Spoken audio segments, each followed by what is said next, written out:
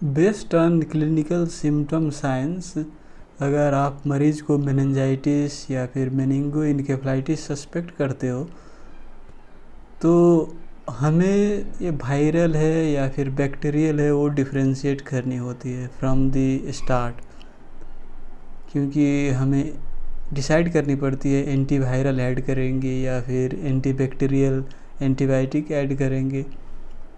लेकिन जो कल्चर की रिपोर्ट होती है, सीएसएफ की कल्चर की रिपोर्ट, या फिर आप सीएसएफ में हर्पीस की पीसीआर सेंड करोगे तो वो तो आने में तो 2-3 दिन लग जाती है।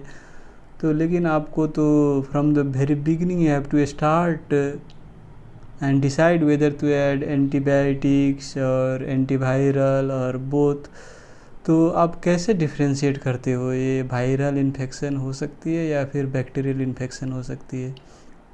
देखिए, शरीर में कहीं पर भी बैक्टीरियल इन्फेक्शन अगर होती है तो वो ज़्यादा टॉक्सिक लुकिंग होती है, फीवर ज़्यादा आती है, पेशेंट का जो क्लिनिकल डिटोरिएशन होता है वो ज़्यादा फास्ट होती है compare to viral infection. Viral में मंद मंद सिम्टम हो सकती है, बुखार भी उतना ज़्यादा नहीं आ सकती है, लेकिन बैक्टीरियल उससे ज़्यादा सीवियर रहती है। तो अगर आप 4-5 ठो वायरल या एंड 4-5 ठो बैक्टीरियल इन्फेक्शन की केस देखोगे तो आपको प्रैक्टिकल अंदाज़ा चले आते हैं ये वायरल मेनिंजाइटिस है या फिर बैक्टीरियल मेनिंजाइटिस है। लेकिन जब आप कंफ्यूज हो उस वक़्त हम एसाइक्लोविर ऐड कर सकते हैं और प्लस एंटीबायोटिक भी ऐड कर सकते हैं। तो आज हम चर्चा करेंगे बैक्टीरियल मेनिंजाइटिस की संदर्भ में इसमें कौन कौन एंटीबायोटिक ऐड करें। तो कौन एंटीबायोटिक ऐड करें एक किस चीज़ पर डिपेंड करता है, कौन बैक्टीरिया ने इन्फेक्शन की है। ज़्यादातर जो मेनिंजाइटिस की केस होती है उसमें स्ट्रेप्टोकोकस निमोनी होती है और नाइजीरिया मेनिंजाइटिस भी हो सकती है। और जब मरीज इम्यूनो कम्प्रोमाइज़ हो, इल्डरली हो, अल्कोहलिक हो तो उसकी केस में, या फिर कैंसर की केस हो, केमोथेरापी ले रही हो तो उस केस में लिस्टेरिया भी इन्फेक्शन करा सकती है, मेनिंजाइटिस करा सकती है। लेकिन अगर पेशेंट इम्यूनो कॉम्पिटेंट है, एडल्ट है, जवान है, तो ऐसे अवस्था में ज़्यादातर संभावना रहती है कि स्ट्रेप्टोकोकस निमोनिया ने मेनिंजाइटिस की है। और स्ट्रेप्टोकोकस निमोनिया के बाद आती है नाइजीरिया मेनिंजाइटिस, ये भी मेनिंजाइटिस करा सकती है। तो सेफ्ट्राइक्सोन जो है सो 3rd जनरेशन सिफेलोस्पोरिन है और ये दोनों को कवर कर लेती है, आपकी नाइजीरिया को भी और प्लस स्ट्रेप्टोकोकस निमोनिया को भी। तो 3rd जनरेशन सिफेलोस्पोरिन यदि हम रख देंगे तो वो दोनों को कवर कर लेगी। लेकिन आप सब ने बैक्टीरियल मेनिंजाइटिस की केस मैनेज की होगी, उसमें हम क्या कर देते हैं कि वेनकोमाइसिन भी टॉप अप कर देते हैं। क्यों वेनकोमाइसिन टॉप अप कर देते हैं? क्योंकि कभी काल क्या होती है कि ये जो स्ट्रेप निमोनिया है, नाइजीरिया है, रेजिस्टेंट हो सकती है।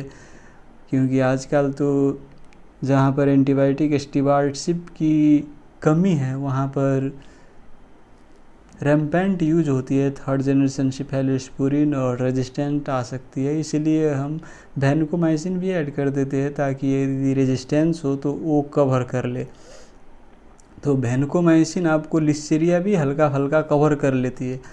लेकिन अगर आप लिस्टेरिया सस्पेक्ट करते हो तो उसमें आपको एम्पिसिलिन एक्स्ट्रा ऐड करनी पड़ती है। वैनकोमाइसिन और सेफ्ट्राइक्सोन तो हो गई, और लिस्टेरिया में एम्पिसिलिन टॉप अप क्यों करनी पड़ती है? क्योंकि एम्पिसिलिन जो है इसकी अच्छी सेंट्रल नर्वस सिस्टम पेनिट्रेशन होती है, ब्लड ब्रेन बैरियर क्रॉस ज़्यादा करती है और लिस्टेरिया को मारने में ज़्यादा सक्सेसफुल होती है। इसीलिए एम्पिसिलिन हम भी उस अवस्था में टॉप अप कर देते हैं। लेकिन मैं आप सबसे एक क्वेश्चन करना चाहता हूँ, क्या आप सब ने ये इमीपेनम या फिर मेरोपेनम, सेफिपाइम, सेफ्टाजिडिम ये सब यूज़ किया है मेनिंजाइटिस के केस में, बैक्टीरियल मेनिंजाइटिस के केस में?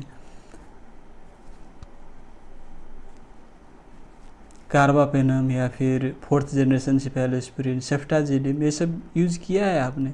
ये ज़्यादातर हम यूज़ नहीं करते हैं अनलेस कि वो हॉस्पिटल एक्वायर्ड मेनिंजाइटिस हो, जैसे कि न्यूरोसर्जरी की केस हो और वार्ड में इन्फेक्शन हो गए, मेनिंजाइटिस हो गए, तो उस अवस्था में हम कर सकते हैं, क्योंकि उसमें मल्टी ड्रग रेजिस्टेंट बैक्टीरिया हो सकती है, प्लस स्यूडोमोनास भी हमें कवर करनी पड़ती है, क्योंकि स्यूडोमोनास की इन्फेक्शन हॉस्पिटल में ज़्यादा होती है। तो उस अवस्था में हम मेरोपेनम ऐड कर सकते हैं, सेफ्टाजिलिम ऐड कर सकते हैं। लेकिन जो कम्युनिटी एक्वायर्ड वाली केस होती है, इम्यूनो कॉम्पिटेंट है मरीज़, तो उस अवस्था में ये ज़रूरी नहीं पड़ती है आपकी मेरोपेनम या फिर सेफ्टाजिलिम, ये सब ऐड करने की ज़रूरत नहीं पड़ती है। और लास्ट एक पॉइंट मैं आप सबसे कहना चाहता हूँ, बोनस पॉइंट। मान लीजिए मरीज़ को एम्पिसिलिन की एलर्जी है, सीवियर एलर्जी है, वो एनाफिलैक्सिस हो जाती है और आपने डिस्थिरिया सस्पेक्ट किया है, तो उस अवस्था में आप एम्पिसिलिन की सट्टा में उसको रिप्लेसमेंट में कौन सी एंटीबायोटिक ऐड करोगे टू कवर डिस्थिरिया? उसमें क्या ऐड करेंगे हम? यस, क्या? Trimethoprim sulfamethoxazole.